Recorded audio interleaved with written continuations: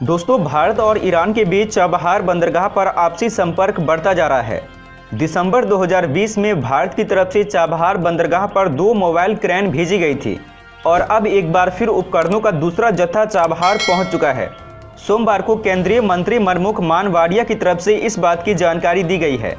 इन cranes की कीमत $25 million से ज़्यादा बताई जा रही है। चाबहार बंदरगाह सिस्तान बलूचिस्तान प्रांत में है।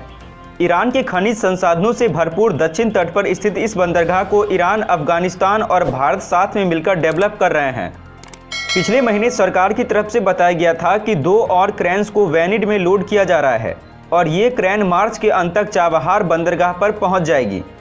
सरकार के मुताबिक मोबाइल हार्बर क्रेन्स के बाद चाबहार पर रेल माउंटेड क्रेन भेजने की तैयारी है। चाबहार बंदरगाह जिस जगह पर स्थित है वो रणनीतिक लिहाज से भी काफ़ी महत्वपूर्ण है।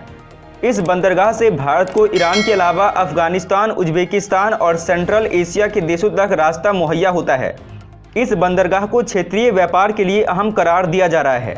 इससे अलग यह बंदरगाह भारत के लिए एक हथियार है, जिससे न सिर्फ पाकिस्तान बल्कि चीन की भी टेंशन बढ़ जाएगी।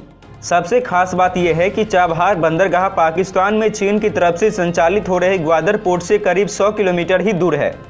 चीन $46 अरब खर्च कर ग्वादर पोर्ट बनवा रहा है और इस पोर्ट के जरिए एशिया में नए व्यापार और ट्रांसपोर्ट रूट को खोलना चाहता है। वहीं चाबहार पोर्ट की मदद से अफगानिस्तान की सीमा तक सड़क और रेल यातायात का विकास होगा और अफगान के साथ साथ पूरे मध्य एशिया में भारत की पहुंच सुनिश्चित होगी।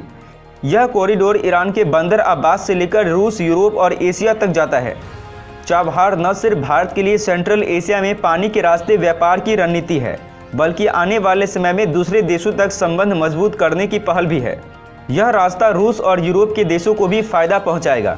ऐसे में रणनीति के हिसाब से चाबहार बहुत खास है। न सिर्फ अफगानिस्तान के लिए व्यापार पर फोकस होगा, बल्कि एक तरफ भारत और दूसरी तरफ ईरान और रूसी जैसे सहयोगी देश इसका इस्तेमाल कर सकेंगे। कांडला और चाबहार बंदरगाह के बीच दूरी अब दिल्ली से मुंबई के बीच की दूरी से भी कम होगी।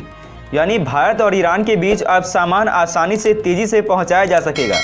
इस नए रास्ते से भारत और ईरान, अफगानिस्तान के बीच व्यापार में लागत और समय दोनों कम लगेगा। इस बंदरगाह को क्षेत्रीय व्यापार के लिए अहम करार दिया जा रहा है। इससे अलग यह बंदरगाह भारत के लिए एक हथियार है, जिससे न सिर्फ पाकिस्तान बल्कि चीन की भी टेंशन बढ़ जाएगी। सबसे खास बात यह है कि चाबहार बंदरगाह पाकिस्तान में चीन की तरफ से संचालित हो रहे ग्वादर पोर्ट से करीब 100 किलोमीटर ही दूर है। अच्छा सुनो, चैनल को सब्सक्राइब करो, उसके बाद घंटी बजा देना ताकि अगली वीडियो आपसे मिस ना हो पाए। Thank you.